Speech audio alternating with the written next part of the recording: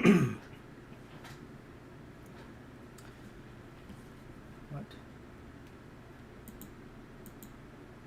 Oh.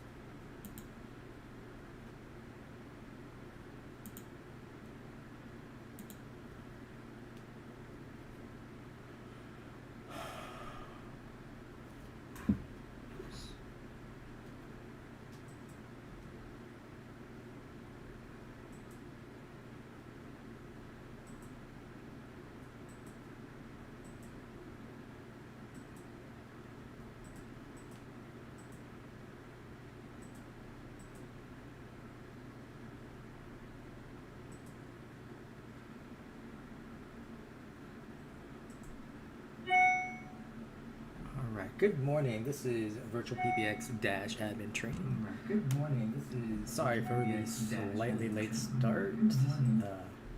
It's having some login issues and had to get that taken care of. All right.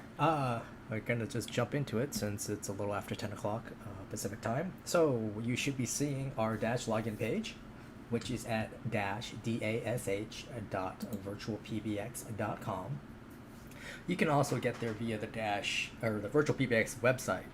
When you go to virtualpbx.com, if you mouse over support, it'll open up essentially a pull-down menu, and you can click on the dash login. That will take you to this page.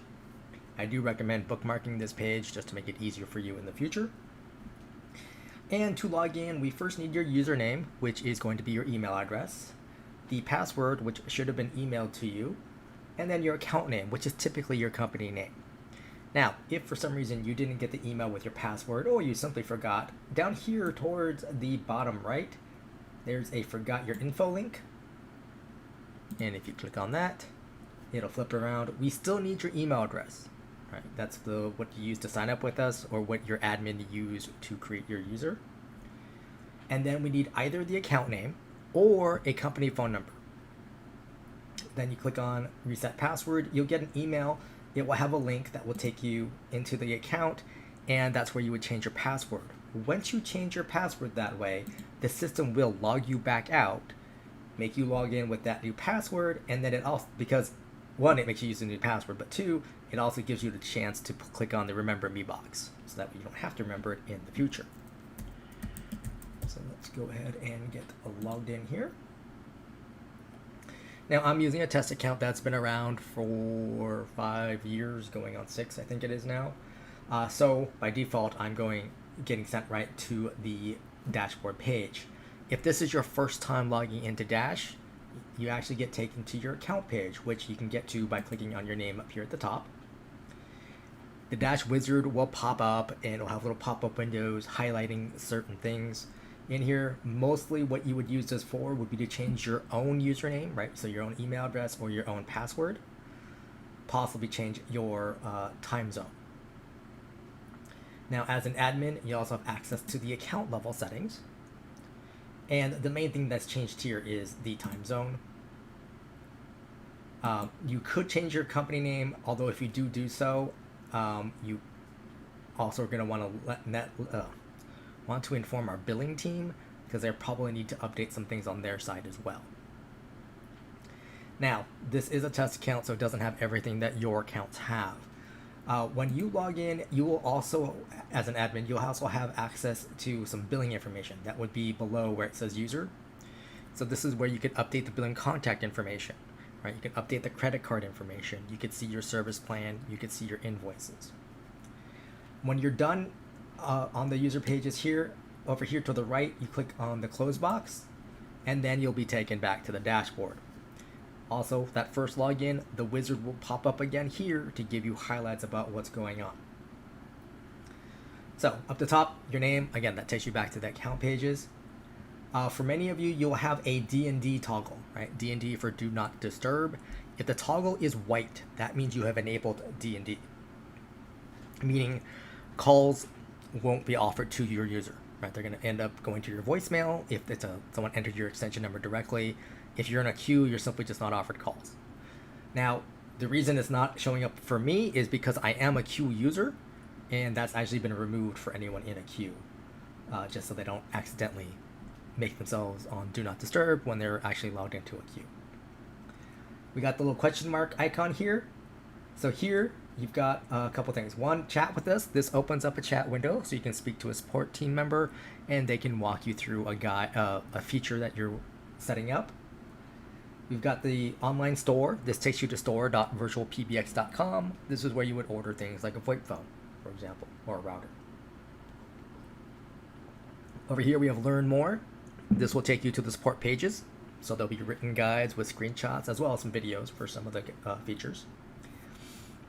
This blank space can sometimes be filled. This would be if you have a web phone. So a web phone is a special type of soft phone. It makes use of Chrome or Firefox on a desktop or laptop computer and then uses your internet connection to make and receive calls. You have to have it added to your user before it will show up on this last spot. Then we got the 3 horizontal line or hamburger icon. This is your main. This is a menu icon essentially. And these take you to other features of Dash, some of which, like ACD queues, have fees associated with. Others, like blacklists, are actually included as part of your plan price. And I'll make sure to highlight the ones that have either way, I guess if they're included in your plan or if there's an upgrade necessary. And then we've got the logout icon here. Over on the left, these are basically Dash features that we'll be going through. I used to say they're core features, but like auto attendance is a plan-specific feature, so it's not available for everybody. And then we have the center here. So total users, right? These are all my users on the account. These are people who are making and receiving calls. Depending on your plan, adding users can increase your bill, so that's something to be aware of. If you're basically on a per user plan, adding users increases your bill. For the actual costs of that, you're going to want to speak to our account services team. They can verify the plan that you're on and version, as well as what the cost would be for adding a person or removing a person if necessary. Total devices, I have 47. Basically, these are what my staff members use to make and receive calls. And then we've got a breakdown. So first up, we've got soft phone. Software application on a computer, tablet, or on a cell phone, right? That makes use of your internet connection to make and receive calls. This can be a soft phone application from, say, Counterpath, right? A different company than VirtualPBX that you're using their particular soft phone application. You could be using the VirtualPBX soft phone application, whether that's on your cell phone or on your computer. And this could also be if you're using the third-party soft phone credentials to program a physical VoIP phone that didn't show up on the SIP phone list. And it looks like I have 18 soft phones on my account. Next up, I have cell phones. That's pretty self-explanatory, and I have 14 of those. Then we've got the web phone. Again, that uses Chrome or Firefox to make and receive calls. The SIP phone, this is a physical VoIP phone. In case I didn't already say it, VoIP stands for Voice over Internet Protocol, right? Uses your internet connection to make and receive calls. SIP is a subtype of VoIP phone, right? So there's different protocols that VoIP phones will use. SIP is one of them, and that's the one we support. So if you're out shopping for a physical VoIP phone, you want to make sure that it's a SIP compliant or SIP compatible phone. And then you have at least a chance of adding it and making use of it with us. Now, in this case, SIP phone is actually phones that we refer to that are auto-provisionable. This means they're fully supported. You're going to be able to use most of the features that are built into the phone. Landline, pretty self-explanatory. I got one of those, and I don't have any others to worry about. Over here, or just below, I've got unregistered devices 22. So Dash knows when a VoIP phone is connected or registered, meaning that we can send calls to it, right? So it's saying, hey, 22 of your VoIP phones I can't send calls to, is what this is telling me. This could be simply if someone didn't plug in their phone yet, right? Or someone hasn't logged into their soft phone application yet. It could be something more complicated like, oh, their internet service went down, right? Or they got a new router and now their phone doesn't work anymore, right? So they have to adjust router settings probably. Next up, we got total numbers. I have 33, right? These are phone numbers that customers call to get to us. Now, we have a breakdown here of assigned and spare numbers. Now, accounts include anywhere from 2 to, I believe, 15 phone numbers as part of their plan price. This will vary as plans change over time. If you go over that allotment, there will be an overage charge based on a per number basis. And that might vary depending on your plan. So that's something you'd want to verify with account services. So I have 33, so I'm definitely over that 15 max limit. So I'm paying extra for essentially 18 extra phone numbers. Now this first breakdown of assigned numbers and spare numbers. And assigned numbers mean it's a number I'm using, right? It's one of my main numbers you see up to the top right. Right? It could be a number that goes directly to one of my staff members, like my salespeople. It could be a number that goes to a ring group, so it goes to my billing team, right? Or it goes to one of my ACDQs, so like for my support team, what have you, right? So, but in some fashion, an assigned number means it goes someplace. Someone can dial that number, and either you speak to someone, get to a voicemail, right? Send a conference, or join a conference, or send a fax. Spare number on my account, I'm not currently using it. Now, it still counts towards my total allotment, right? But it just means for whatever reasons, I've decided not to use it for right now, right? That could be, I had a 4th of July promotion here in the United States. It's now no longer 4th of July. I took that number out of service so I don't get calls on this phone number that, for a promotion that's no longer in effect, right? It could be, at one point, I had a block of 10 numbers that were in sequence, and I just haven't gotten to the last couple of numbers, right? For whatever reasons, I'm keeping these numbers for future use, essentially. Now, if you decide you don't want the numbers anymore, once a number is in spare, then you have an option to remove the number. The next breakdown here is USDID and US toll-free. Now, US toll-free is US Canada toll-free, right? It's an 800 number, 888, all the way down to 833. USDID, that just means a US local phone number, right? So you can have a number in Miami, Florida. You can have a number in, say, Chicago, Illinois, right? Or in Portland, Oregon, or anywhere in between. Now, you can't have an international phone number on your account. If you're interested in adding that, you're going to want to email our porting team, which is porting at virtualpbx.com. They'll need to know the city and country that you're interested in getting a number in. Now, if there's additional requirements, the porting team will let you know what those are. Those requirements come from the country that you're asking about for a phone number in, right? So their version of the FCC or what have you may have additional requirements in order to get a number, right? So Germany, for example, requires proof of presence within the city you're requesting in. That's usually a phone bill, for example, or a power bill, or some kind of utility bill, right? Others are much stricter. Others just don't care. They're like, okay, here, have a number. So that will vary. Conference bridges. This means I have enabled the ability to host or moderate a conference on 8 of my users. In order to have that ability, you have to have a conference number first. Over here on the right top, we've got main numbers. So I have 4 main numbers. These numbers all behave in the same fashion. So they're all going to ring to the same location. They're all going to have the same main greeting, for example. All right, next up, we've got the conference bridge number. You can have multiple conference room numbers, right? But basically, this number is the phone number that all your staff or your vendors or customers will call into to get to the conference. The system will ask them for the conference room number and PIN number, and then you're all in a conference. Fax box number. You can have one. You can have one fax box number. This enables faxing on the account, and that fax box number is your inbound fax number, right? So that's the number people will use to fax to you. The company directory, this is a download link. It's a text file that has all your users with their extension numbers, right? So in case people like to have that printout. The softphone directory is for use with the VirtualPBX desktop softphone application. You would download this file and then upload it to your softphone app.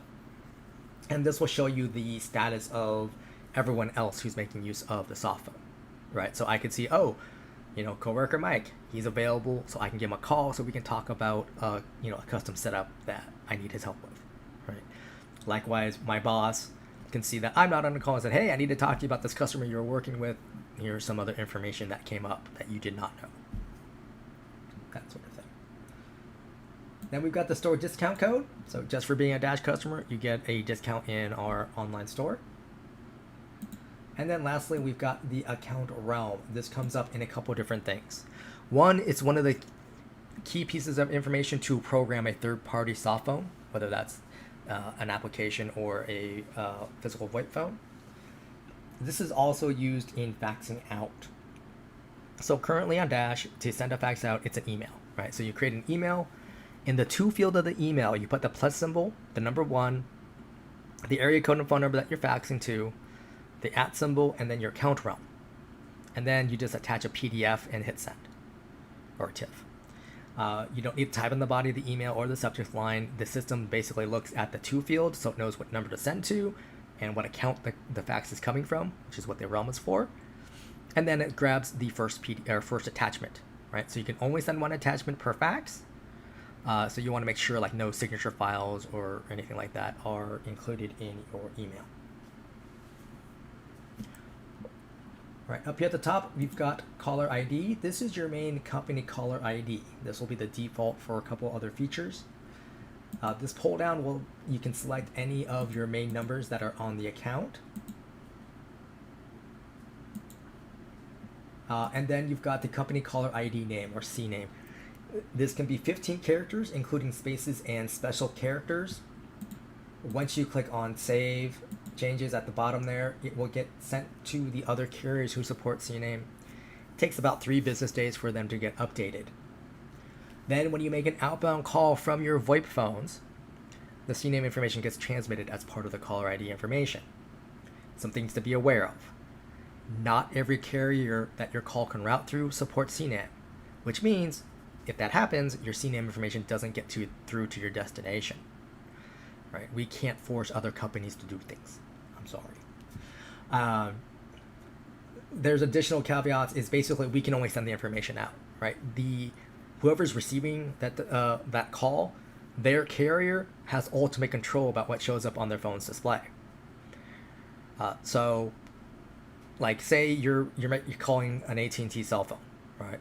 AT&T controls what shows up on that cell phone on their network. This is why, like, on your cell phone, you'll sometimes see telemarketer or spam risk, right? That's your cell phone carrier providing a service to you saying, hey, we think this is this kind of call, right? So that way you can say, I don't want to answer it then.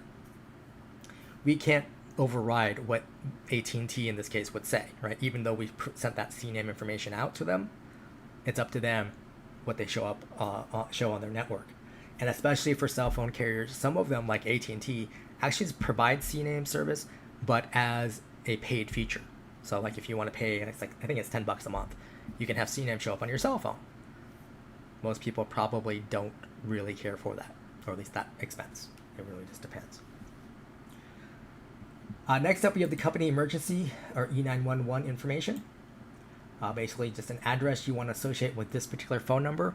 Each phone number can have its own address associated with it, which means you can then assign VoIP phones to have individual E911 information. So that way it can be the correct address for that person. But it does have to be associated with a phone number, not just the specific device. Hold music. So this allows you to upload your own hold music. So on Dash, hold music is defined as after a call has reached a user and then they have pressed hold on their VoIP phone, that's when your hold music file will play. You can upload your own file. Dash will play back .wav, .mp3, and .ogg files. You just click on browse or upload, browse, and then find the file, and then you would click open, right? And then you would click on this blue and white up arrow icon. Once it finishes uploading, then you would click on save changes. You want to make sure that this file is recorded in mono and not in stereo, and that it's under 1 megabyte in size. And by being in mono, that actually reduces your file size. But a 1 megabyte MP3 is roughly 5 minutes. Now hours is actually part of main number. So let's just go to main number and just work all the way down.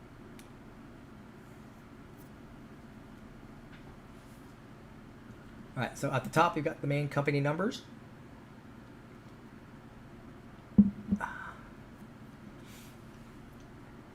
Now, if I decide I don't want to use this number as a main number anymore, I can click on assign. And that removes it as being a main number. So that means that number has now become a spare number, right? It's not removed from my account. Now, I also have the option down here. I can add from spare numbers. So I could add any of these 4 numbers as a main number. I can also buy numbers, right? So toll-free, pretty easy, right? You just choose a toll-free prefix you want to use. You click on search, the system will come up with what's available. You add the number that you're interested, or numbers. You can add multiple if you want. You'll see the little cart has 1 as well as a number. Like I can add a second one, and you see it's there. I can then click on the little trash icon and to remove it. And then I click on buy numbers. It's verifying that the number was truly available. And now it's saying, okay, now we're gonna add it to your account and activate it. And now it's here. Right. Local numbers, a little bit different in that you have to know the area code you're looking for. So if we do 310, right, that's LA area code, and there's actually some numbers available. That's actually kind of rare. Normally most of the time I don't see 310 area codes. But if you ever get a message saying there's no numbers available, that means that that area code is exhausted. Meaning we don't have active stock of them. Now our porting team can make a back order on an area, in that situation. However, we won't know when we're going to get a number, and there will be no option to choose a number. It's just we get the first one that becomes available. But like LA has several area codes, so if you're in, especially a big metro that has multiple area codes, it's a good idea to make sure you have the list of ones that you're most interested in having a phone number in. So that way, if the first one has nothing available, you can go down to the second or the third if necessary. But same process, right? You would just click add and then click buy numbers.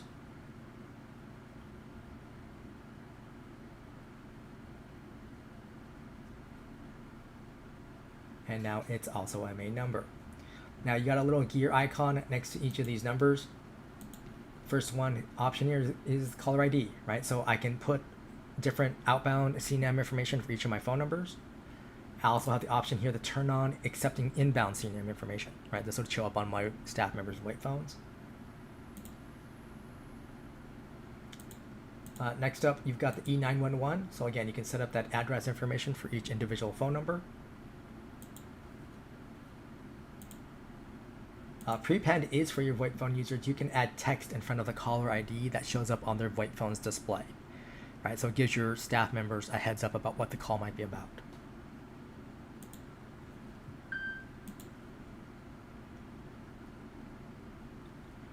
Right, office hours strategy. You can be 24-hour open office, meaning calls are always coming in, and they're basically routing the same way. Otherwise, you can do custom office hours. For each day of the week that you're open, you put a check mark. And then you set your open hours in 24-hour or military time in the 2 boxes here to the right.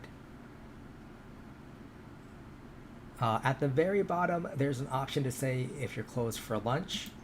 And if you do that, you just enter your lunch hours in that 24-hour military time.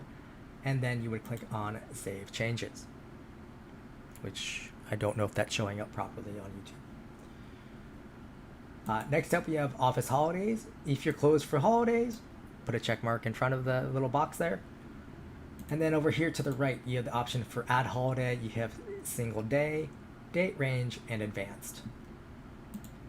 sure most of you understood what most of that meant, right? Each one of those would create a new row. Single day, like President's Day here, you just give it a name, you put the month and the date that is active. For date range, looks like we have up here for Christmas. Again, you give it a name, you give it a start date and an end date. Now, something to be aware of, there's no year indicator here. So you want to avoid a date range that includes New Year's Eve and New Year's Day. You just want to do each one of those individually, because without that year indicator, the system, because there's no year indicator, the system will just put you in after hours about all year. And then the advanced is like this retreat sample here, where I say, hey, I gave it a name, and then I'm saying, hey, the first Friday in July, we're on holiday, right? Company picnic day. So this first pull down is months. The second one is 1st through 5th, as well as last, and then you have the day of the week. Right? And then any changes, you click on Save Changes.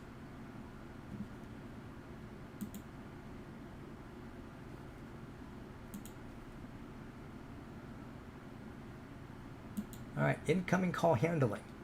So for these main numbers, during my open hours, this is how my calls are going to route. I have a lunch hours option, I have after hours, I have holidays. Right? I can make these all different. I can make them basically the same if I want to, but then at that point I should have just done 24-hour open office. But the options are all the same. So calls come in, they're going to my virtual receptionist. This is a link. So if I click on that, it's going to pop open a new window. Over here on the left is my main menu, right? This is what people press on their phones to navigate through the phone system. And then you click on Add Route to give more options, right? This is a pull down. You've got default route and then 0 through 9 and star. And then you choose where it's going to go. All right, now if we go up here, for example, I can show you here. So the Smart PBX directory, that's a dial by name directory. I can send it to a specific user. Scroll down. I can send it to a call queue. Right, so this would be like my support team.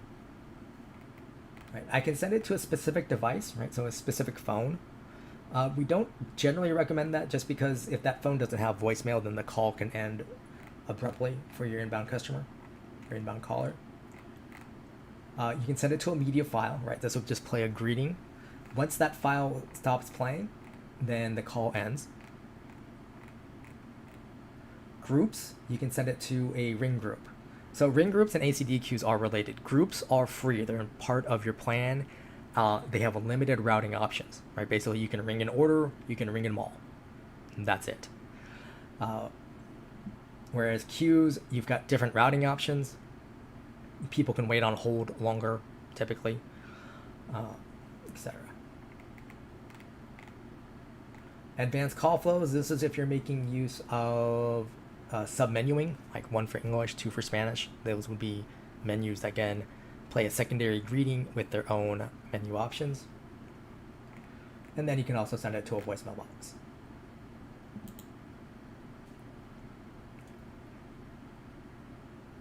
If you don't want to use a route, you would just click on the little X to the right of it, and that will remove it. Over here on the right, we've got your greeting options. First up is text-to-speech. You just simply type in a greeting. You have 250 to 350 characters to work with. Basically, if you make it too complicated, that will start reducing your amount of characters you can use. This is a computerized or robotic voice. I typically recommend this for people who are, just like startup business, or they've never used a PBX system before. It's a good way just to test things out in terms of until you finalize how you really want calls to route. Now, for the text-to-speech greeting, when you click Update and then Save at the bottom and then Save Changes under Incoming Call Handling, the system will save it with the file name main open hours menu TTS. Now, if you come back in later and you add some additional text, right, like let's type in some more, right, I click Update, Save, and Save Changes again, it's going to save that file, but it'll still give it the same file name, right? So then I'll have multiple entries for main, open, hours, menu, TTS, and I won't know what those are just by looking at the names. So what I recommend for customers is after they've created a text-to-speech greeting, to go over to their greetings tab, which we'll be getting to shortly, and then find that file and rename it to something that they'll recognize, right? Even if you just call it greeting 1, right? At least you know what that is versus the next greeting you make. Upload your own file. Choose the file, right? So find the file on your computer and upload .wav, .mp3, .ogg, recorded in mono under 1 megabyte. And the reason for mono is when your phone typically has 1 speaker, right? So you only have 1 audio channel to play through. If you actually upload a stereo file, it might play properly. You might just play silence, or you might just get a staticky version of the file. But when you choose a file, then you will click Update, Save, and Save Changes. Choose from existing recording. This pull down, typically, would show all your media files that you've uploaded to the account. Unfortunately, sometimes the streaming software doesn't allow the pull downs to populate properly. All right, recorded over the phone. So this first line here, it says pick up a phone registered to the account. By default, what that means is a VoIP phone on the account. Now, if you want to call in using your cell phone, then you want to go down under settings right here where it says allow outside recording. You want to make sure this is on, right? Then you click save changes. That allows you to call in with a cell phone or landline to record your main greeting over the phone. Then you have this PIN number. So on a new account, when you first call in, the system say there'll be no menu, or there's no greeting recorded for this menu, and then prompt you to enter a PIN number. Right, you enter this PIN number, and then it walks you through recording it over the phone.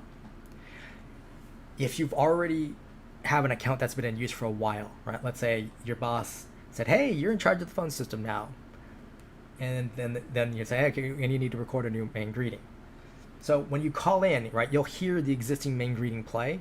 You can enter your PIN number at that point, and then the system will prompt you to record a new greeting. Something to keep in mind in that particular scenario is that you're going to overwrite the existing file that's playing, right? So you called in, greeting file A is playing, you enter the PIN number, system walks you through recording a new greeting, you record it, you hit save, and then greeting file A, right? That file name is still there, but you just overwrote it with the what you just said. Some people don't have a problem with that. Sometimes, though, for a lot of people, they have like their standard greeting that's used for most of the year, but then during holidays or special promotions, they want to swap it out. In that instance, you want to make sure that your default greeting you have removed from or not playing when you call in to record it over the phone, because then you're going to overwrite it and not be able to get it back. Professional recording services. When you click order down here at the bottom, it will take you to a new website hosted by Snap Recordings, who we've partnered with. From them, you can order. Well, you have a choice of like 100 roughly voice actors and actresses to choose from. They have different versions of English, right? UK English or Australian English, as well as US English, French and Spanish, which means you can do multilingual greetings. They also have what they call hold treatment, right? Music file and a script being read. They handle their own billing. They deliver typically via email, so then you would then upload your own file. Settings, that's what we're here. So first up, we got number of retries on missed dial. This basically means how many times are you giving the inbound caller an opportunity to make a mistake, right? So call comes in, they hear the main greeting, and let's say they press 4. Well, that's not a valid option. The system replays the greeting, right? They listen to it, they press 7. Still not a valid entry. Well, that's their second error. So now the greeting plays again, and then they need to press the menu option. If they press the wrong one, then the call would end, right? It would say invalid entries, or we did not recognize your entries, and end the call. Now, if I go back to add a route, if I have a default route and they've made 2 mistakes, then the system would send them to the default route.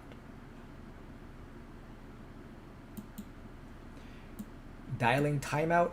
This is how much time the system waits after it hears a button press before it assumes the person is done. So, like when someone calls in and they press 4, the system's going to wait for 10 seconds, essentially, and then it says, oh, you're done, and then give you that invalid entry message. Right? Typically, I recommend about 2 or 3 for most people, because if if people know their extension, they probably have it up, and so they can enter it in pretty quickly. But again, you can adjust that if you have customer complaints. Allow outside recording, I've already talked about. Down here we have allow dialing extensions. So if you turn this on, that means when people get to your virtual receptionist here, they can enter the extension number if they know it, right? If you leave it off, that means they can only press a menu option. Right? Even if they know the person's extension, they can't enter it. And then down here, you've got the suppress playing of invalid entry, right? So when someone presses a mistake, the system by default will say invalid entry and then play the greeting, right? But if you turn it on, it won't say that. It will just repeat the greeting again, and then they can enter in another menu option. Any changes you make under main menu, greetings, or settings, you need to click save here. And then when it takes you back to incoming call handling, you need to click save changes here.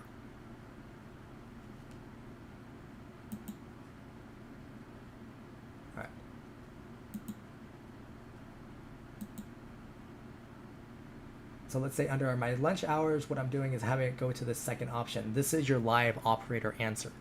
So during lunch, Aaron's on duty to answer calls that come in. If he's not able to pick up, then it will go to the virtual receptionist. Actually, I didn't mean to do that, so let's... Now, this is a pull down, so you can select any user on the account. Right? You can send it to a call queue. You can send it to a media file. You can send it to a device. You can send it to a group as well. I believe that's the last option. Oh, and then or one of your advanced call flows. Now, in this instance, right, it's going to offer it to Aaron or my group or what have you for 20 seconds. After 20 seconds, that goes to this virtual receptionist. Right now, this is my lunch hours, so I would have a different greeting selected here, and I could have different routes. Right, I can make it, all right, it's not gonna let me use that pull down. And again, you can adjust these settings here as well.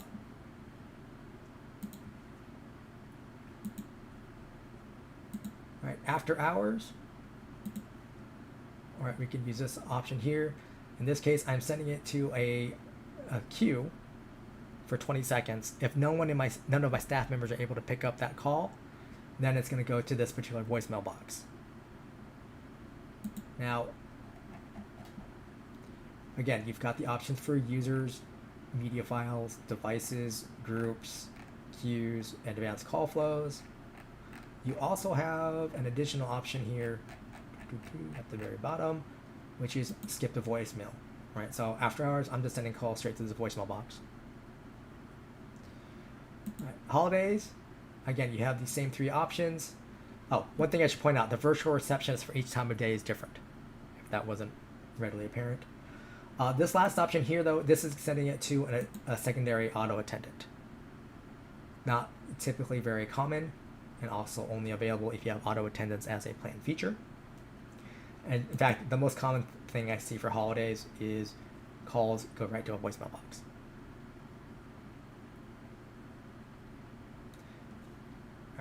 Next up, we've got the main conference number.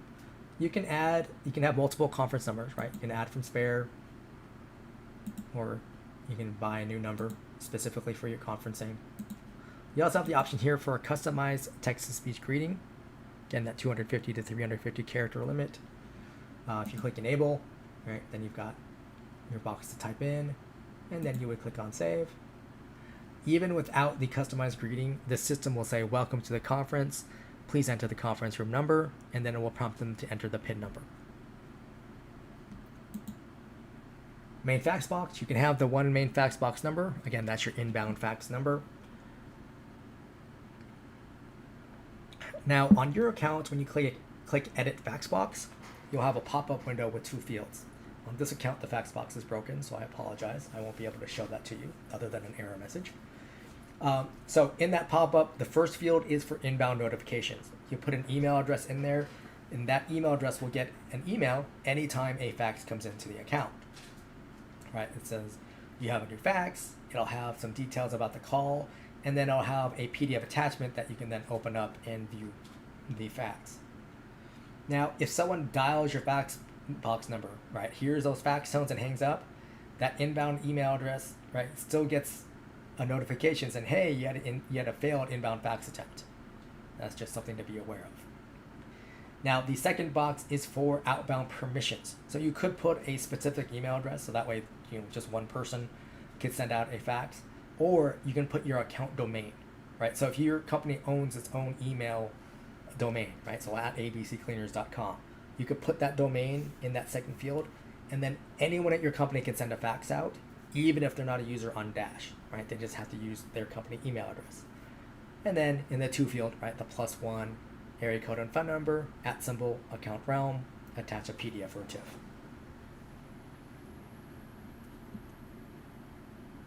All right, auto attendance. Again, this is a plan-specific feature, and there's a couple of different use cases. The first one I mentioned, right, that's the submenuing, one for English, two for Spanish. You would then create English and Spanish submenu. The other use case is one that we've encountered more often, actually, is if you wanted, if you had multiple small businesses that you want on the same account, right? So they have their own phone numbers, they have their own main greetings that are different from each other, but all the calls are answered by the same staff members. So you would click up here at the top, add attendant. You give it a name and an extension number, and then you would click on create attendant. Once it's created, if you click on the name, then you have this option here. Do you want it available in main menu or unavailable in main menu? If it's unavailable in main menu, that means it's a standalone attendant, meaning it's probably its own business. Whereas if it's an available in a main menu, meaning it's a sub-menu option, right? So I can add it to either the virtual receptionist or to any of these other attendants as a menu option. Phone numbers, each of your attendants can have their own phone numbers. So again, if it's their own separate business, right, they can have their own phone numbers. You can have multiple phone numbers as well. Extension, right, you can add a different extension number to a particular attendant. And then you've got the little wrench icon here under settings.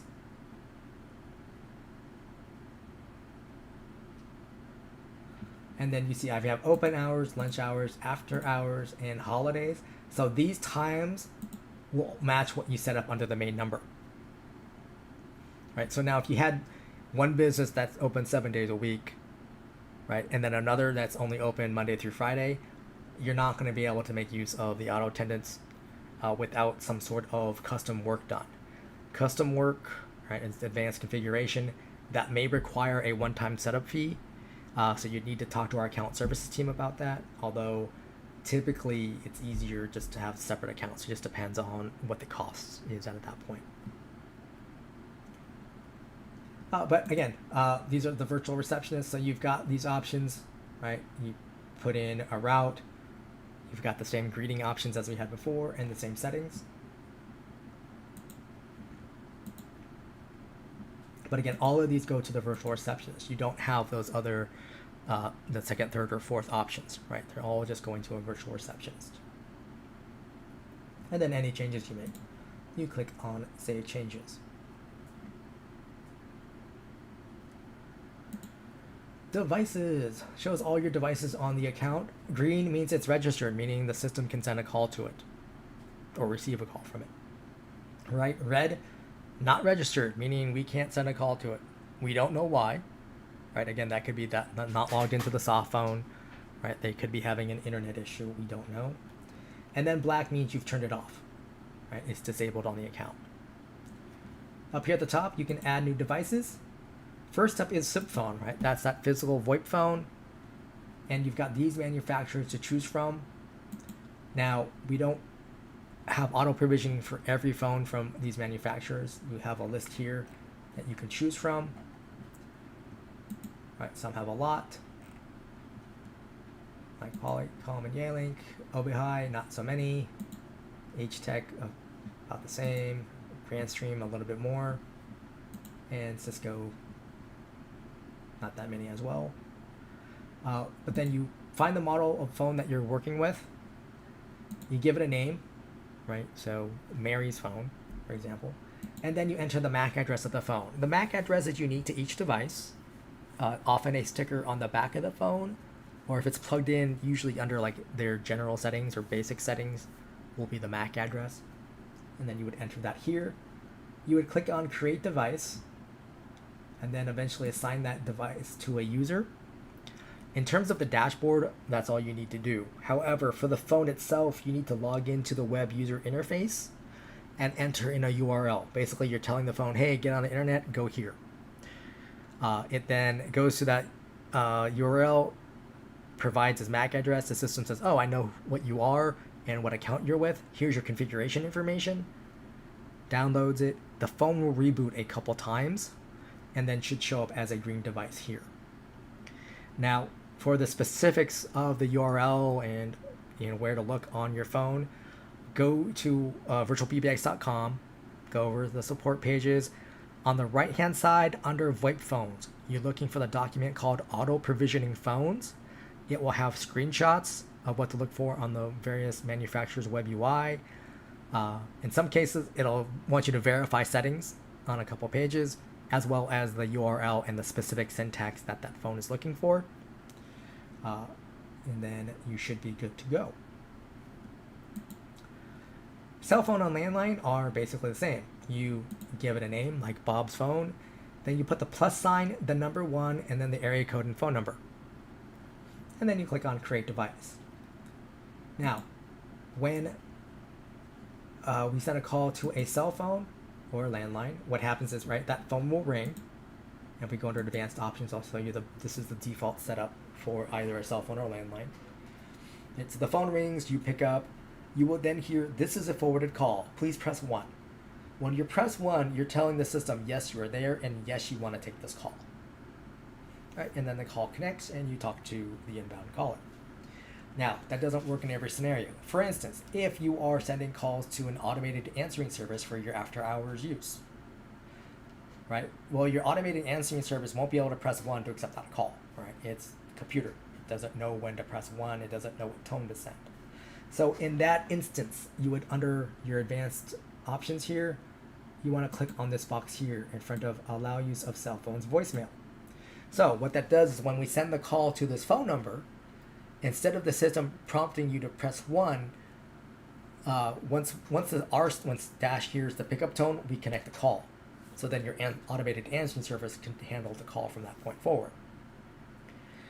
If this is actually going to your cell phone, that means if your cell phone voicemail picks up, again, we treat that like a connected call so the inbound caller can end up on your cell phone's voicemail. Some people want that, some people do not. That's purely up to you. The other option that comes up is the second one here. Keep original caller ID. So customer Mary calls you through your system. It reaches out to your cell phone. On your cell phone's caller ID, it shows customer Mary's phone number. You don't recognize it. You're like, I'm tired of these auto warranty calls. You let it go to voicemail. Hopefully you're able to call Mary back and fulfill her request or complete the sale, etc. To help with that, if you uncheck keep original caller ID, instead of customer Mary's phone number showing up on your phone, it will be your main company number that shows up on your cell phone. Main company number, if we go back to our dashboard, that would be this number that shows up under the main company caller ID. This 408 number would be what would show up on your cell phone's display.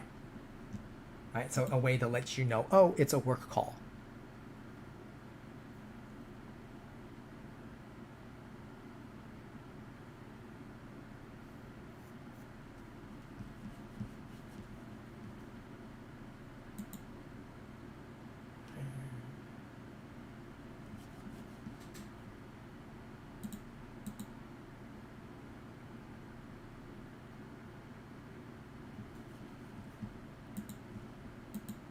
Next up, we have soft phone. On the devices page, the soft phone will only let you do a third-party soft phone. Right, so it's like if you're using a soft phone application from Counterpath, or your VoIP phone didn't show up on the SIP phone list. But you would give it a name, and then you're going to want to copy the SIP username, and if you click on the SIP password, you can then copy the SIP password, and then the account realm, and you would need that information to program that soft phone application. And then you'll click on Create Device and assign it to a user. Web phone, you can also create here. However, the web phone uses your Dash login information, so it's usually best just to create the device directly on the user, which we'll get to when we get to the user page.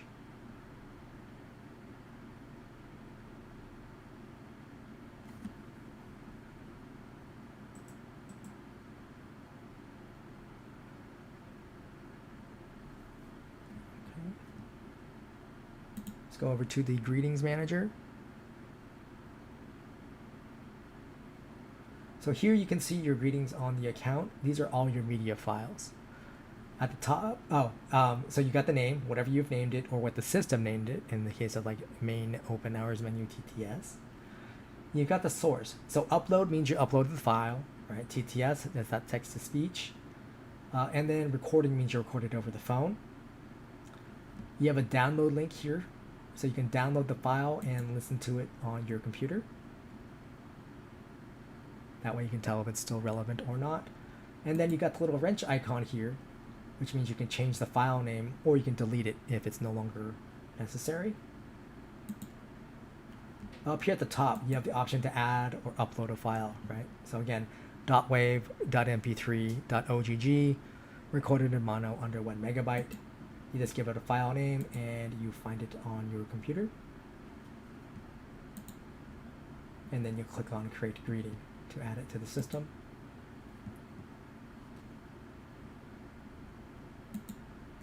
Next up, we have groups. So groups are departments, right? Ring groups. Some people might refer to them as hunt groups as well. To create a group, you click Add Group up here at the top, and you give it a name and an extension number. And then you click and drag your staff members that you want to be in this group, and you click on Create Group. Once a group's created, you can click on the name. So you can always change the name. You also have this group calling attempts and little arrows here to the right where you can increase or decrease that. Basically, this is how many times the system will offer the inbound call to your staff members. Right? In this case, I'm offering it twice. And then click on Save Changes. If you click on the members box, right, this is how I'm determining the order or how the calls are being handled. Along the top here, these are timestamps. This last one you can edit. So the default for a new group is 120 seconds, right, 2 minutes. In this case, we extended it to 240.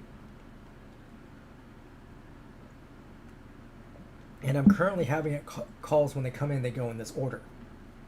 Now, I can change the order by clicking and dragging on people's names, right, and then click Distribute. Now these are sliders, so I can click and drag them across, and I can do something like this, which is referred to as blast ringing. Oops. Right, so basically it's when a call comes in, it rings all my staff members at the same time until one of them picks up. Now, for calls coming into a group, right, we can send calls to cell phones, landlines, or VoIP phones. If your staff member has multiple phones, right, when a call comes in from the group, it's going to ring all their phones at once until they pick up, or until one of the other staff members picks up. If, let's say Michael answered the first call that comes in, and a second call comes in while he's on the phone, his phones will not ring, but he will hear a call waiting beep, letting him know that there's another call coming into the group. And he will keep hearing that beep about every 60 seconds until one of the other staff members picks up.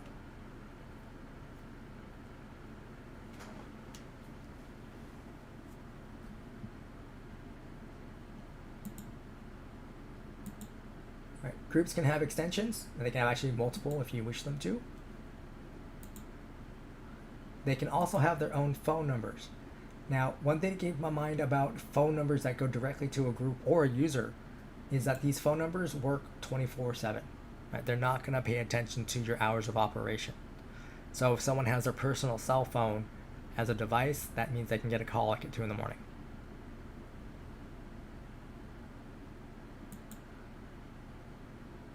Next up, we've got the group features. So first up is ringback. And if you enable this, you can then upload a .mp3, .ogg, .wave file recorded in mono under 1 megabyte. This will play back to the inbound caller as long as you're getting ringtone from the users, right? So basically, it replaces that ringing sound that you normally hear when you're making a call. So basically, call comes in offering it to group member. The dash system needs to hear that we're getting ringtone to that device, and then the ringback file will play, right? If for some reason we don't get that ring coming back from the device, then the inbound caller is not going to hear anything. So that's something to keep in mind. Next action, if you enable this, if no one answers, what do you want the system to do with the call? Got a little pull down here. Okay, it's a big pull down. You can send them back to your main open hours, right? Your virtual receptionist. You can send it to one of your other auto attendants. You can send it to an ACD queue. You can send it to a specific phone or device. You can send it to another group, or you can send it to a specific user, or you can send it to a voicemail box.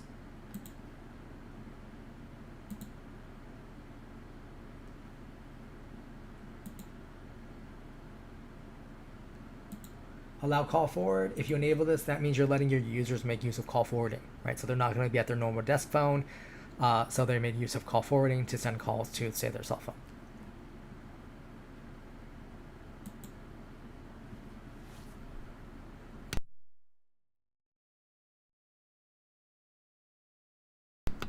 Sorry about that. All right, caller ID prepend. This is for your VoIP phone users. If you click enable, you can put text in front of the phone numbers or numbers, additional text or additional numbers in front of the caller ID that shows up on your user's VoIP phones. So this will give them a heads up about what the call might be about. This is especially useful for people who are in multiple groups, queues, what have you.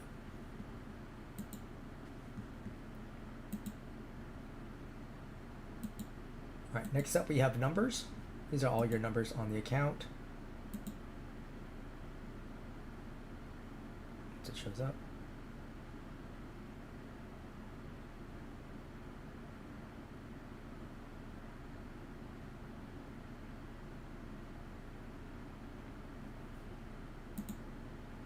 So these are just letting you know where they go. You got the little gear icon here, so you can set up the caller ID, the E911, etc. Spare numbers, these are the numbers you're not using. So if you're wanting to reduce your bill, right, you can click on the little box in front of it. So now you have the option to delete.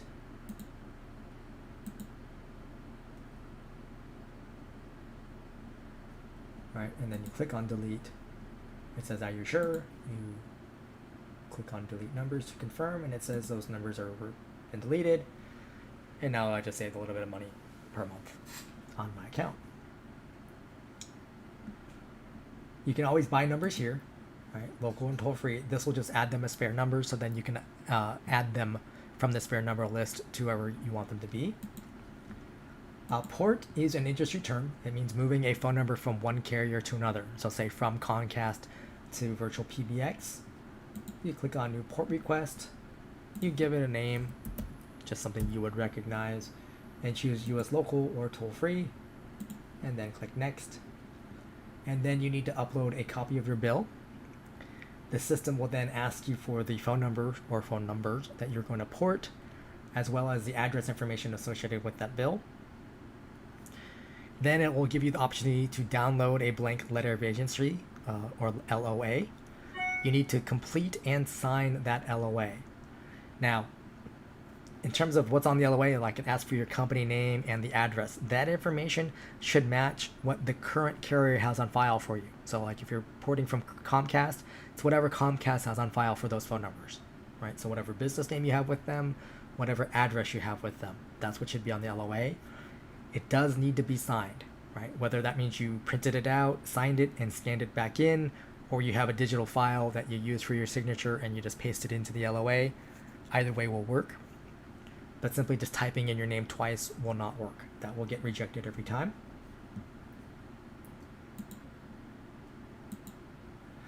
You would then submit that. The system will upload both documents. You'll get an automated email right off the bat saying, thank you for your submission. By the next business day, you should get a second email from our porting team saying, yes, they did receive the documents, and yes, they've submitted the port request. There'll be some additional information about what to expect during the port process.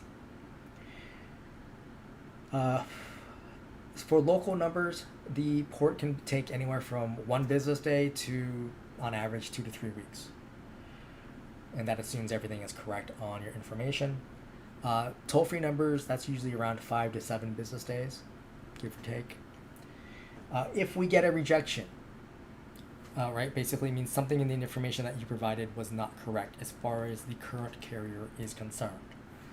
Right, they don't always give us specifics about why it was rejected. Like we will get things like unauthorized signature, right? That means whoever signed for it wasn't on file as far as, say, Comcast is concerned, right? They won't tell us who it's supposed to be, right? Same with like address mismatch. That's usually all we get. Like they won't say, oh, the street number is wrong. We might get that. Some carriers are nice and they'll say, the street number is wrong, right? But the rest of it is correct, right? Other times it's just like, oh, zip code mismatch. We pass that information on to you, and then you will need to contact the current carrier to find what they have on file for that phone number. And then we can proceed with the port request.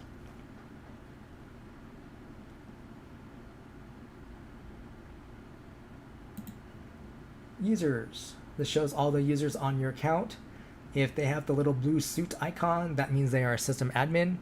If they are a gray person like Angelica here, that means they're just a standard user. You can add a user up here at the top. You need to fill out this form, right? So give their first and last name. The email address used for login, that is unique to each user, right? So you can't reuse the same email address for multiple people. And then you create a password for them, and then you give them an extension number.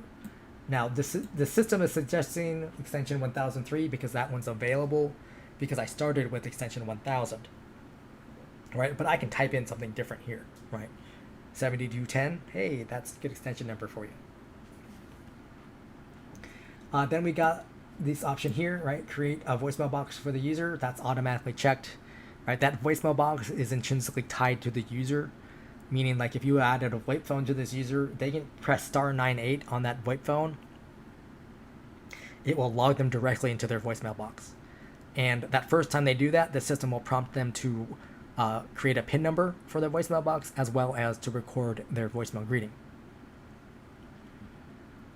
Then we've got include the user in the directory. If you put a check mark here, that means they will be in the user directory. You can always change that later. Right, send emails to an alternate address. You just enter in another address here. So by default, say when a user gets a voicemail, it gets that voicemail notification automatically gets sent to the email address used for login. Right, same with the password reset email or soft phone credentials, etc. Now, if instead you say send to an alternate address, it will go to this other address that you send to it. Right? It will not send it to both. It only sends it to the alternate. And then, what I think is important, send credentials to the user. So then you would click on create user if you only need to add one person. If you need to keep adding people, create user and add another. Once a user is created, you can click on their name.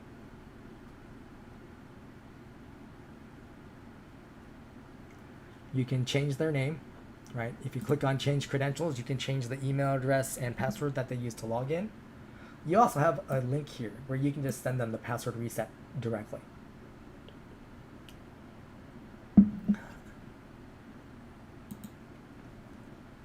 The change PIN number is for the voicemail box. Again, for your VoIP phone users, you don't need to create a PIN number for their voicemail boxes, but for your cell phone and landline users, you would need to.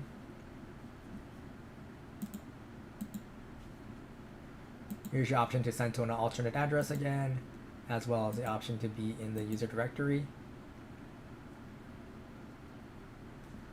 Over here on the right, where it says admin, this is a pull down, so you can make an admin a user or a user into an admin. Then we've got the time zone. You can do a search here for the appropriate city. So that way, like when this person gets voicemails, it has the correct timestamp for their location. Next, we've got the display language. So this is what language your Dash login pages will be, right? For this specific user, you have got English, French, German, or Russian. Ringing timeout by default is 20 seconds. This is how much time the system will try to ring a user's phones. Right, 20 seconds is typically plenty of time for a landline or a VoIP phone. However, to a cell phone, if they're only using cell phones especially, you're going to want to up this to about 45 seconds, if not 60. Right, in terms of how PBX systems work, call comes in, right, to the user, then we're like, okay, we're sending calls to a landline. We send it to the landline telecom company. They, oh, it goes right here, right? No pause, right? Just go straight to that location. Whereas when we send a call out to a cell phone provider, they say, hold up a second, we need to find them first, right? Ping cell phone towers finds you, then says, okay, we know where they are. Here, send the call through. That delay, right? That time to find you is why you need to have a longer ring time when calls go to a cell phone versus calls to, say, a landline.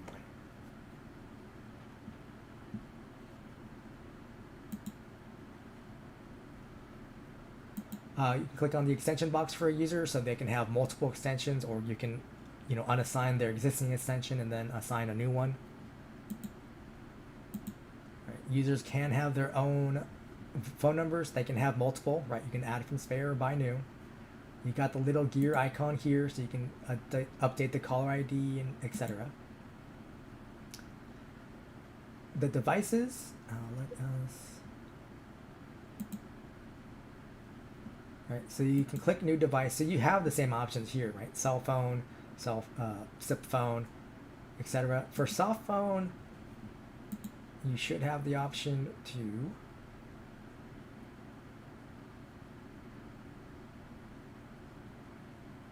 right here, where under the view configuration guide, it says use third-party application. You can click on that, and that will flip it to say use VirtualPBX application. So then you give it a device name, and then you click on create device, and then you would click on save changes. When you click on save changes, Jay here would get an email with his login credentials for VirtualPBX soft phone. Right? He can then download that app either onto his Android or iPhone or to his Windows or Mac PC, use those credentials to log in, and then he can make and receive calls from it. Now, one thing to keep in mind is that email address used for login, or the alternate address. Right, so this address here, that can only have one VirtualPBX soft phone. Right, so if you have multiple users on different accounts, they only get the one VirtualPBX soft phone. At least currently. That will probably change at some point. Likewise, for a new device, I find it easier to add the web phone directly to a user. You do have this, I should mention this earlier, right? There's a warning message here about wireless VoIP technology, meaning if you call 911 as you're out and about, right, it's going to default to whatever your typical location is, not where you're currently at. So you might want to avoid dialing 911 from a VoIP phone if you're not at your normal location. Okay, for the web phone, you just give it a device name, you click on create device. Oops.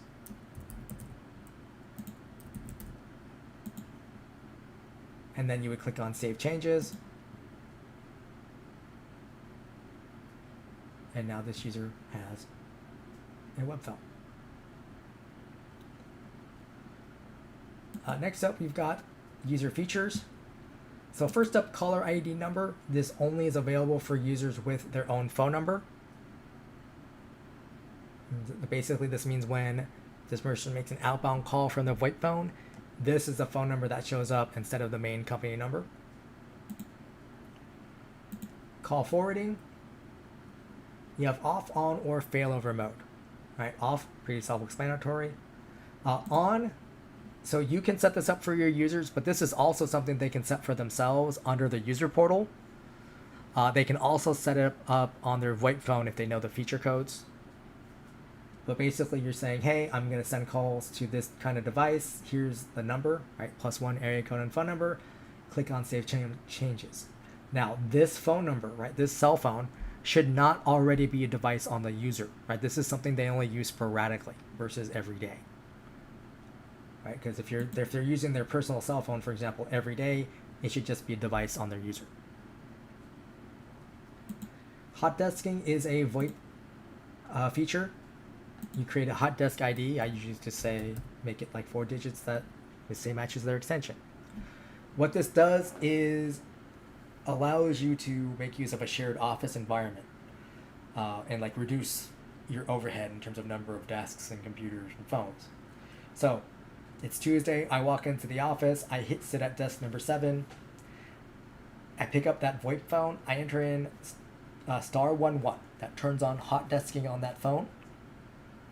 The system will prompt me to enter in my hot desk ID and PIN number if that was enabled by the admin. But once I do that, then the system says calls will be sent to this device. So for the rest of my workday, as I'm sitting at desk number 7, any calls to my user or any groups that I'm in, etc., are going to ring at that phone that I'm sitting at. Right, end of my day, I pick up the handset, I hit *12, that turns off hot desking, I go home. The next time I'm in the office, let's say that's Friday, right? Someone's already sitting at desk number 7. I'm like, oh, whatever, no big deal. Next open desk I see is desk number 32. I'm like, all right, here we go. Sit down, same process, right? Pick up the phone, hit *11, enter my hot desk ID. Calls are going to be sent to me at this phone.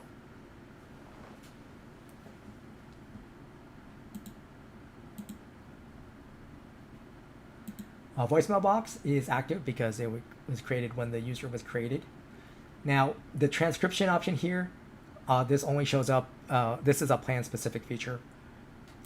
Essentially, it listens to your voicemail and tries to type it out for you.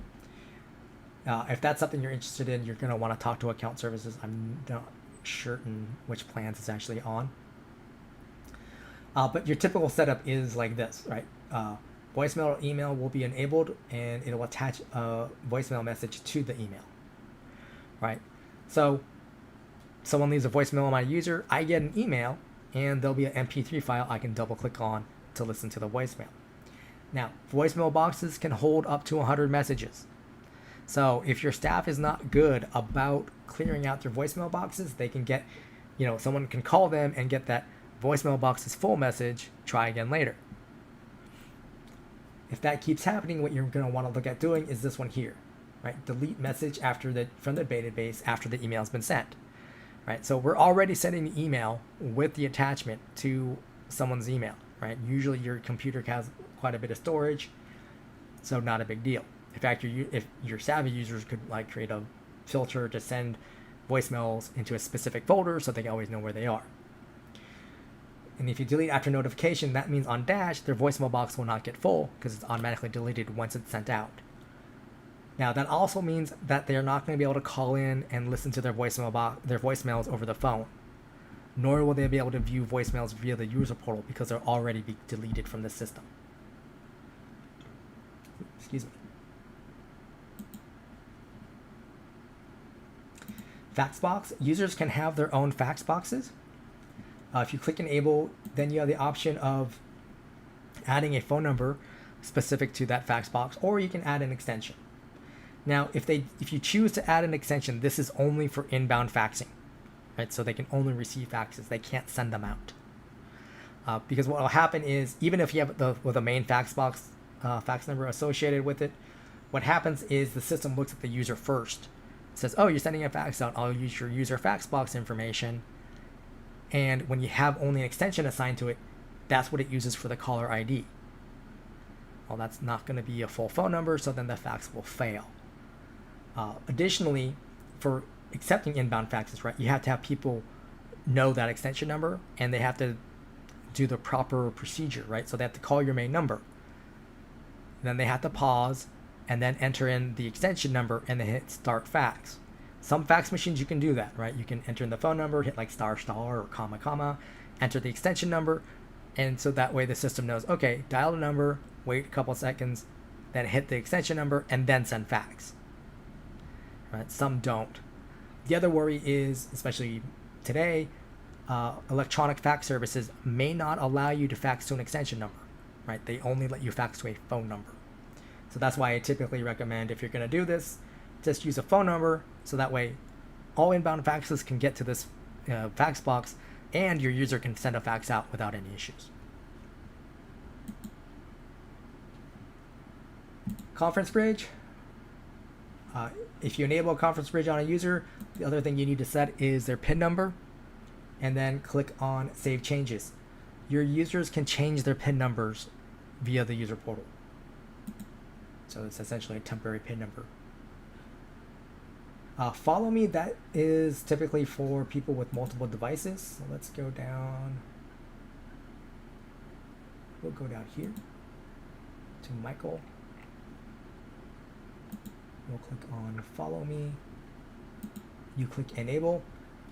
And then you need to decide, okay, what devices am I going to use? You just uncheck the ones you want to use. Up here, this is like ring groups, right? This is your ringing time up to 120 seconds. And so you can also click Distribute. Right? I can change the order, click Distribute, or I can just say, hey, ring them both until I answer.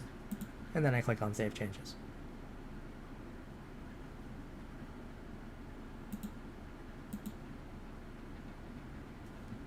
Music on hold, you can have each user have their own hold music. You would just click Enable and upload .wave.mp3.ogg recorded in mono under 1 megabyte, and then click Save Changes. And again, that only plays when they press hold on their VoIP phones. Customize call recording. So when you first enable it, it's going to look like this, right?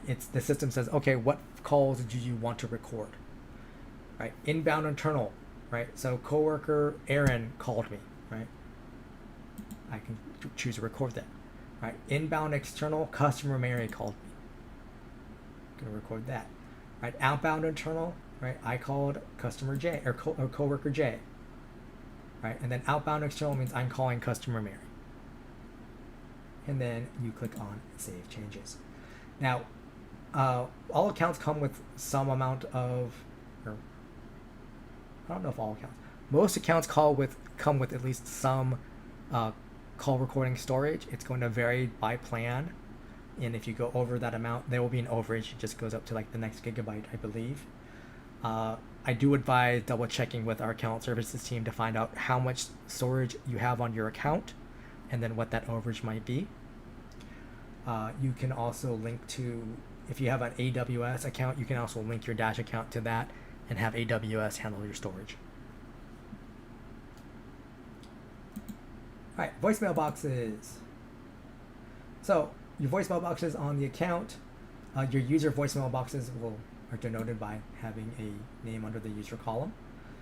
Right. Others, these are ones that you manually created. So like you would create these for your groups or your ACD queues, that sort of things. You can click on Add Voicemail Box at the top here.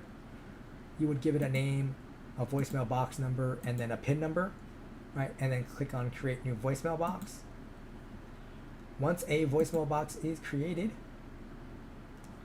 right, you can then look at this information and change it if you need to. Then you can go to Advanced, and we'll go to Greeting Media first. So here you can upload a media file to play as the voicemail box greeting, right? The .wave.mp3.ogg recorded in mono, right? So you can upload a file here. Now, if we go back to the basic settings, if you have this information, you can call into your system to a phone number that goes to a virtual receptionist. You hit *97. The system will then ask you for the voicemail box number, right? 123, and then ask you for the PIN number 1, 2, 3, 4, 5. So then you can record it over the phone if you are so inclined. Let's get rid of that. The temporary file, right? This is for your out-of-office voicemail greeting, right? So if you select something here, this will supersede the media file that you have selected until you put the temporary file back to none. All right, next up, recipients. So your user voicemail boxes already have a built-in recipient, right? The email address used for login. But for any manually created voicemail box, you would want to add a new recipient and then put an email address so someone knows that a voicemail was received on one of these voicemail boxes. And you can add multiple to each voicemail box. And then under advanced options, so once you have a media file in place and a recipient, you can put a check mark here under already set up. And then the other things that come into play, right? Attach messages to email, typically created. You can choose to delete after notification, right? This depends on how good you and your staff are about removing older messages. If you have transcription enabled, you can enable that on the voicemail box. Also, this one here, announce only. This is if you want to have a voicemail that just gives out information, right? So like hours of operation or directions to a location. And then that means this voicemail box won't take in any voicemails. So you don't have to worry about it getting full.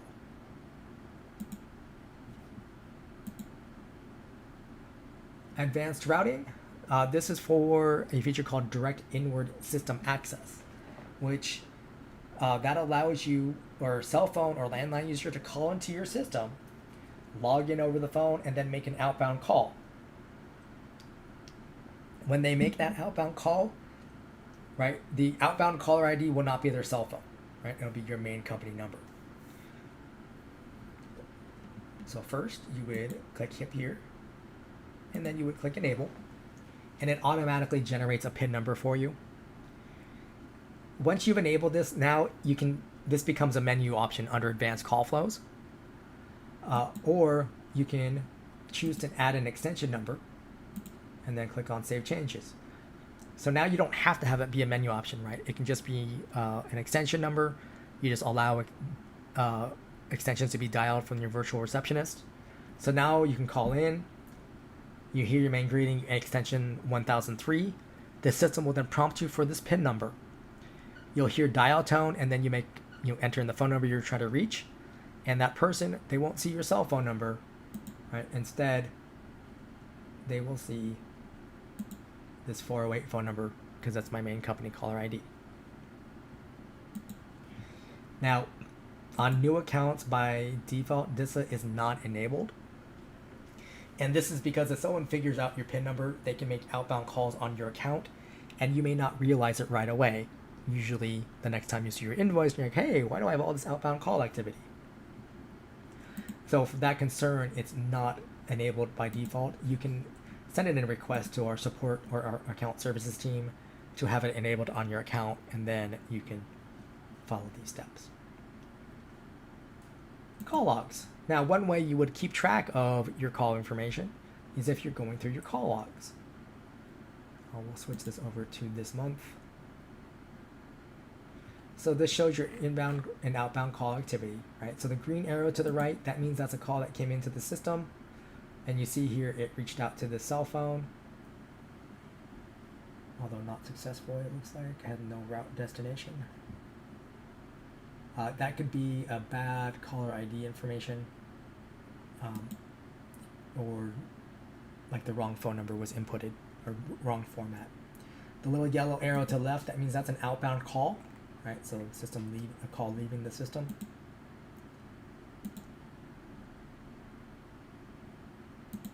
The little fire hydrant icon here, this will create an email so you can report a call to, and it'll send the to field of the email will be filled out. It'll go to support@virtualpbx.com.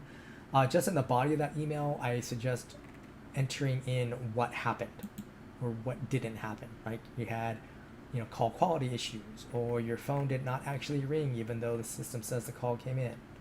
That sort of information.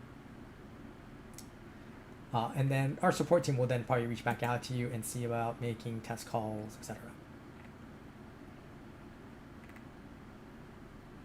And typically you do want to see normal clearing. That means a call ended normally. It's also the default for most calls. If you're using VoIP phones and you see like recovery on time or expire, that could be a network issue of some type. If you go to custom, you can put in your own date range. You can always download these files. It's a .csv, so then you can use your spreadsheet program to better sort the information. That might make it easier for you. I'm not enough of a spreadsheet expert, or even close, to really make use of it. Next up is feature codes. So I've already mentioned a couple of these, but these are basically feature code, like dial pad shortcuts to make use of different features from your VoIP phones. Now, a couple, like the *97 I mentioned, you can use from a cell phone when you just dial into your main number.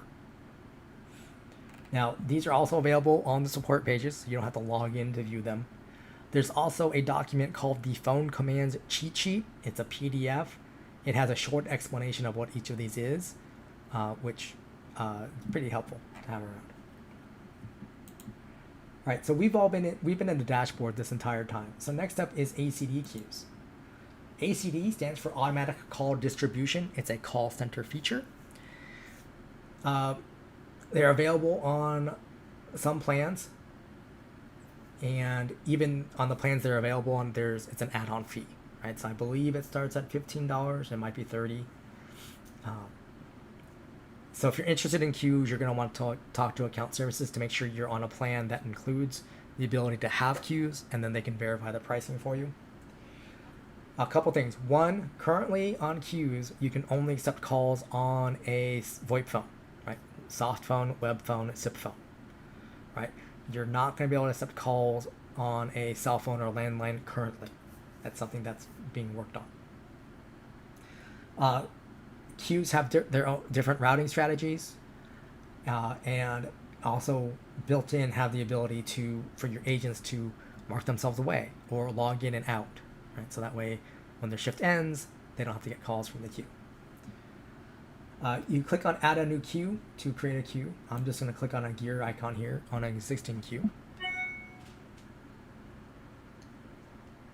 So first, you would give the queue a name, and then a queue can have either an extension number or a phone number, right? Cannot have both. Then over here, you've got the routing strategy. Now, unfortunately, the pull down isn't working here, but so most idle means whoever's been waiting longest for the call gets the next call that comes in. There is round robin, which will equalize out over time. On the standard queues, there's ring all. And then there's also least calls, which means the least amount of connected calls. And then least offers, which is a combination of missed and connected calls. There's also ACD Queues Pro, which start at $99. The ring all option is not currently on the Pro queues. Hold treatment, right? You can upload a file, right? .wav, .mp3, .ogg, recorded in mono. On Pro queues, not only can you upload multiple media files, but you can also have things like announce their position in line, announce their expected wait time. Queue timeout measured in seconds. This is how much time your inbound callers can wait on hold. Queue call limit. This is the number of people who can wait on hold. And this is on top of the people who are already speaking to your staff members, right? So if you have 2 staff members on calls, 4 more people can wait on hold. Timeout immediately if empty. If none of your staff members are logged in and a call comes into the queue, when this is enabled, that means a call comes in, the system will treat it as if it already hit this timeout for 60 seconds. Escalation queue. If your staff members are busy, you can have calls go to a secondary queue. And then escalation call flow after timeout. So after the 60 seconds, send callers to this voicemail box. This is a pull down. You have many options, right? None would just simply end the call, right? You can send it to one of your additional attendants. You can send it to a specific device. You can send it to another user. You can send it to the smart directory. You can send it to one of your ring groups. You can send it to a media file. which again, once the media file stops, that means the file ends. Again, the users or a voicemail box. Now, one thing to keep in mind is when calls go to an escalation queue, the system keeps track of the timeout from the first queue they enter. Right? So once that timeout happens, it will still go back to this original escalation call flow. All right, agent behavior. Agent recovery time measured in seconds. Basically, after an agent is done with a call, the system will put them in recovery time and not offer them another call from this queue. In this case, 30 seconds. Right? You can adjust that to 0 if you don't want that to happen at all. We have forced away on reject or missed, which looks like it might be kind of blocked. But if you enable this, that means if an agent misses a call, the system will automatically put them on away mode. So they're not going to be offered calls until they actually put themselves back in ready. And then agent connect timeout, how much time the system tries to reach the devices. Again, if they're using VoIP phones, 20 seconds, typically plenty of time.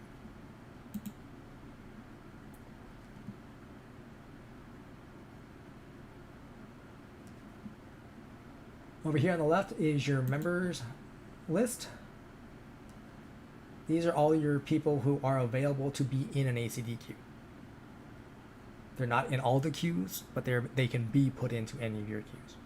If you click Manage Members up here, now you have the list here of people who are not currently in queues and the staff members who are.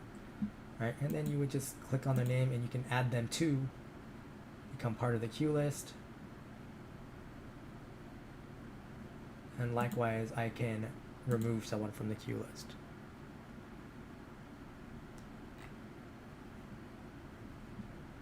Now, if we go back to queues, if I click here on a queue, if I add agents, right? So these are all the people that are available, right? So Jade here, I can click and drag, and then click on Save Changes. Once you've added agents, you can make those agents become managers of a particular queue. Right, click and drag, or vice versa, and then click on Save Changes.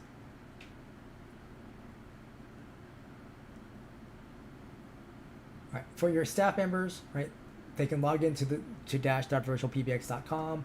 They'll have an ACD queue option if they're part of the queues, and then they would click on Begin Session. And then here, I'm logged in, but I'm not ready. That's why I'm red. Got a little phone icon here, and this is where I would select my device. Right, so I have to select the VoIP phone. Green means it's registered. And then I can mark myself as ready. So now I'm green, ready to take a call. Now, if it's my lunchtime, I can then mark myself as away. So I'm back to being red. And then I can end my session at the end of my day. Right, there's also feature codes to log in. Right, *20 logs you in, *21 marks you as ready, *22 marks you as unready, and *23 logs you out.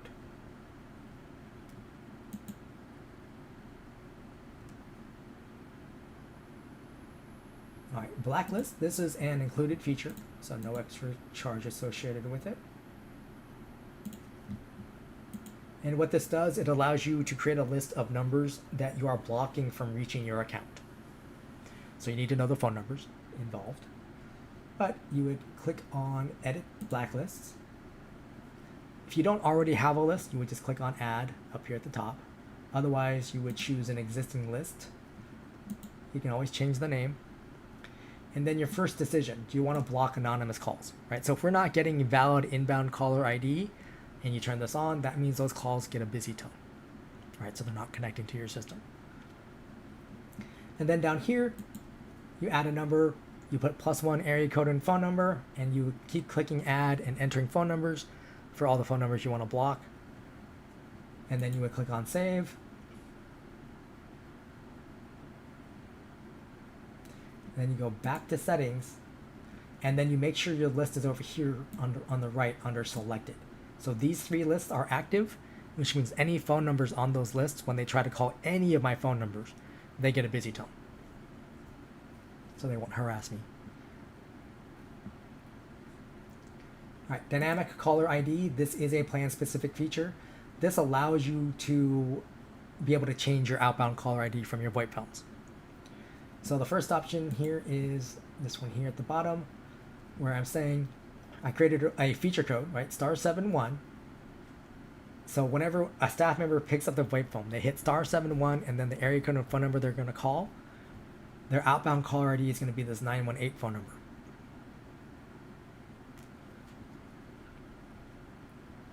Right, and any the phone numbers you can choose are any phone number on your account. Likewise, I can also create a rule like this, where I'm saying, when any of my VoIP phone users enter a 408 phone number, automatically change their caller ID to match this 408 phone number, right? So it looks like a local call to the person I'm calling. And then click Save Changes. All right, faxes. This is your fax monitor. Basically, you can see inbound faxes that come to the account. You could also go to the outbound fax boxes on the account. You also have the email to fax logs. And if there's information here, there'll be a little eyeball icon. If you click on that, that will give you additional information about why a fax was not able to go out. Monitor is a plan-specific feature. This allows you to see your status of your staff members. Right, I can either view staff or their devices. I'll have available or busy. Over here, it might be kind of hard to see, but you can see the active calls, right? Active incoming calls. You can also see parked calls, and when there's a parked call there, you'll also see the parking spot number.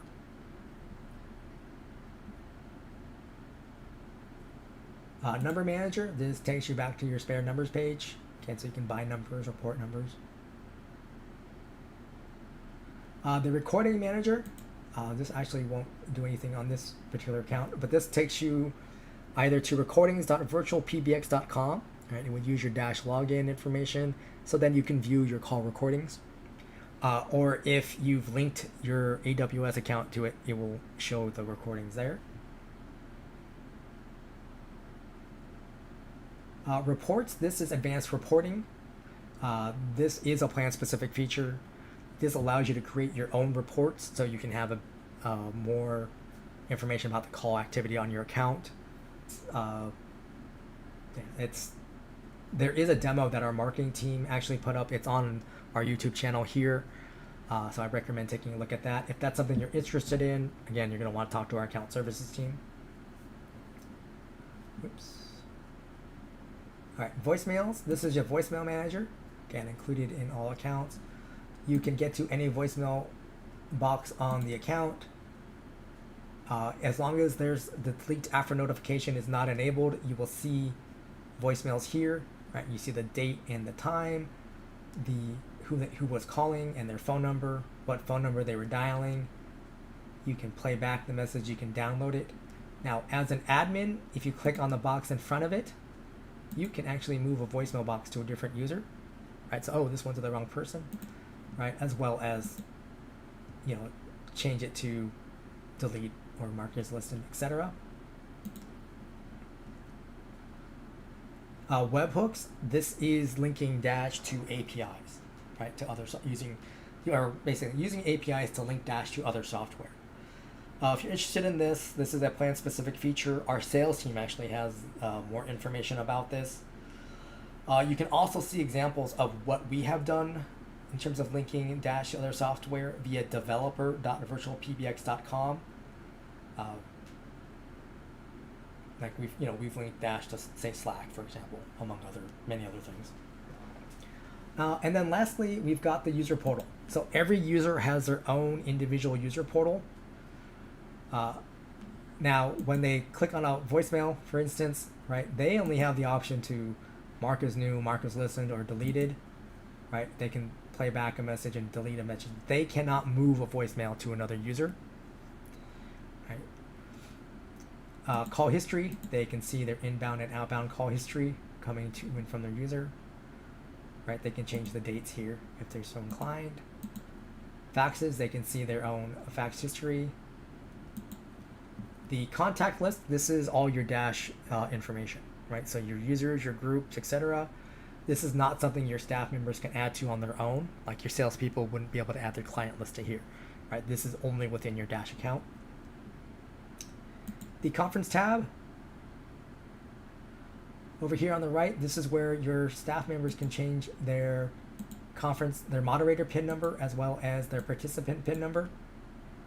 Then they also have the options here, right? When people join, are they muted or deafened?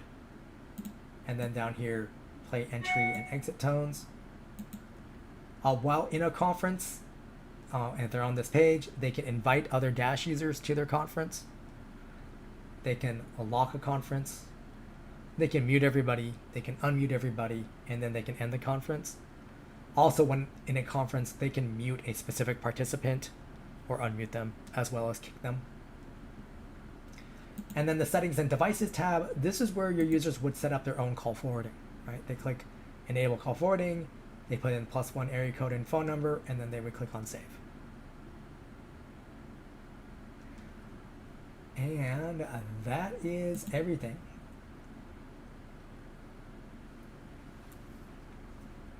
I didn't see any questions pop up via chat. So I'm going to go ahead and end the stream since we're about an hour and 40 minutes in. We will be back next Tuesday at 10 a.m. Pacific. And I do apologize for the slightly late start today. I hope you have a wonderful day, and thank you for joining me today.